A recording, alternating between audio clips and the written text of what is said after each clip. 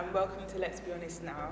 We're here today with Corrine. How are you, Corrine? I'm fine, thank you. Good. Corrine did a previous video, which was a monologue on self-confidence, which was about herself. And today we're just doing a follow-up video with her, just to find out more about where she is now compared to what she expressed in the monologue. So our first question is, why did you feel the way you did in the monologue, the way you expressed yourself? I think it's simply because growing up, I was a confused child. Because obviously, like, with my parents, there was a bit of problems here and there. So I grew up thinking I had two mums, and then I discovered I had an older sister and stuff like that. And ever since she came into the picture, it's like she took all the glory kind of thing. And it was like I was kind of like on the side. So it was a thing where I just always used to keep my emotions and feelings to myself, because I never wanted to bother anyone with my situations or my problems, because I thought nobody cared. That's generally how I used to feel for a very, very long time. So yeah, that's how it started.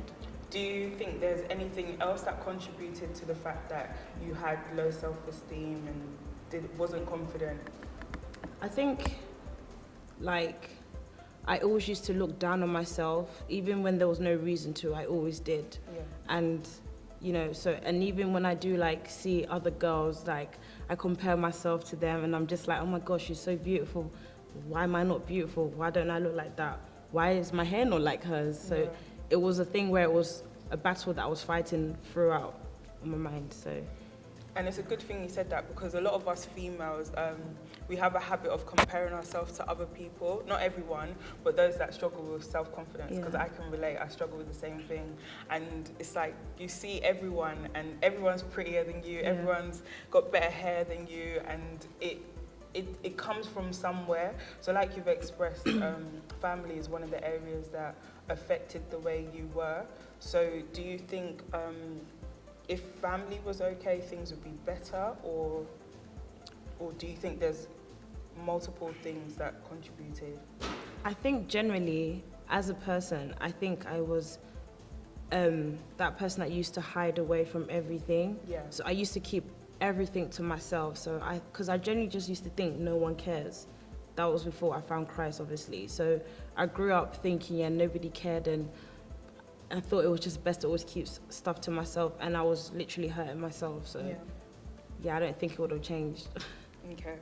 Okay, our second question is, what stage do you think you are in the process of being more confident within yourself, dealing with low self-esteem? At what stage? Do you think you've overcome it completely, or is still a work in progress? Okay, I'll be honest with you. It's not complete, but it's a work in process. I mean, every situation that everyone faces, you're gonna have to like climb the ladder, because you need to have a testimony to say. So with me, I'm working at it, and obviously I'm not where I was before, because the thing is, we thank God that I found Christ. And the thing is, it's always on my mind that God made us in his own image. So therefore, if he's made me like himself and he is beautiful, why would I be shutting myself down and say I'm not beautiful? Because the thing is, you are beautiful regardless if you believe it or not. And I'm struggling to say that every day, but it's a thing where I'm even starting to tell myself every morning that I'm beautiful. It's not the easiest thing, but God knows I'm trying. And because it's like I'm shutting his glory down, and he must feel so hurt. And the thing is, I literally want to make him proud. So if I'm not even appreciating myself, then imagine how he's feeling, do you know? Yeah. When you say you found Christ, is the issue of self-confidence, is that something that was immediately dealt with for you and you understood it, or was it something that you had to slowly understand? Because, you know, sometimes we say we found Christ and people think like click your fingers and all your problems have gone away. So how was it for you when you actually came to Christ? I think first thing was I was understanding who God was, because before for me personally, I used to think God was some man that's just in the skies and stuff like that, and you know, you have to just pray and that's it. But really and truly, we Christians, we make Christianity sound so difficult. It's really not. It's just basically having a relationship with him. That's what Christianity is all about. And obviously I started spending time with the Word, actually talking to Him. I mean, it's been amazing. And that's just how relationships are normally anyway. The more you spend time with one another, you get to know about the person more, you get to know what makes them happy, what makes them smile. So, I mean, and doing that, you get to know who you are in Christ, and that's where the confidence starts to build in. Okay. I'm not saying it's completely done, it's a work in process again, but by the grace of God, yes, I am getting there, and if I didn't know Him, only God knows where I would have been. Well, it's great to hear that you feel like you've come from where you were and you're in a different place now. So what advice would you give other people that are dealing with the same thing, whether it be male or female? What advice would you give them? Regardless of what you're going through, you have to tell yourself you're beautiful, because it's not every time that someone's going to tell you that you are beautiful, and you need to know that you are beautiful regardless, because it's a crazy world that we live in if you don't know Christ, because there was a point where I even wanted to do plastic surgery. It was, it was that deep. Like, I was like, yeah, that's the way forward.